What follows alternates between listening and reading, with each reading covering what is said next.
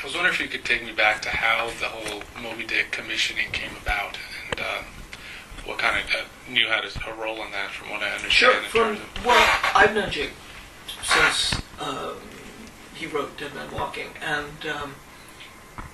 we had talked over the years about perhaps commissioning a new work from him. And the timing was always complicated because of other commissions that he had. But once we knew that we were going to be moving into the new Opera House in 2009, I went to him and said, would you be interested in doing a piece for the opening season of the new Opera House? And it was far enough ahead that he was able to make that commitment. But the subject matter was something that we didn't go to him with any ideas about what the piece might be. And I said to him, we want a piece for the opening season. We want something on a certain scale. We don't want a chamber piece. We want a grand opera with a full orchestra and a large chorus. And do you have anything in mind? And he said, yes, I do. And I said, well, what might that be? And he said, Herman Melville's Moby Dick. And there was a long pause, because this was on the telephone, and I said, and do you have any other ideas? Because I was, of course, immediately aware of the enormity of the piece and the complexity of trying to realize a piece, even without knowing how they were going to do it and what ideas he had in mind.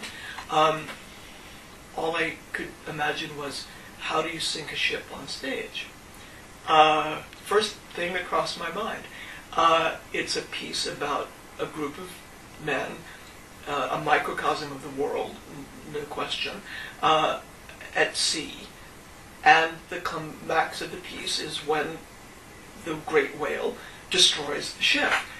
And this isn't a movie, this isn't a made-for-television event, this is a live event on stage. And my first instinct was, that's going to be really expensive. But we talked about other possible projects. We made a few suggestions of pieces, of subjects that we thought might be of interest. And he thought about them, and he would read the books or whatever the subject matter was based on. And he kept coming back to Moby Dick. And I know from my own experience with working on commissions of two previous operas, Thérèse Requin and the Aspirin Papers, that a composer is going to devote 2 to 3 years of their life in just creating this new work. And it's imperative that they be as passionate about a piece as possible, because it's something they're going to live with day in and day out for an extended period of time. And you can't force them. It's like a forced marriage. It's something that they have to care about profoundly, or it's not going to be a success. And he felt so passionate about this that he convinced me and everyone else that this was the right subject for the opera. And is it going to be more expensive than you had hoped it was going to be? We're not going to worry about that right now.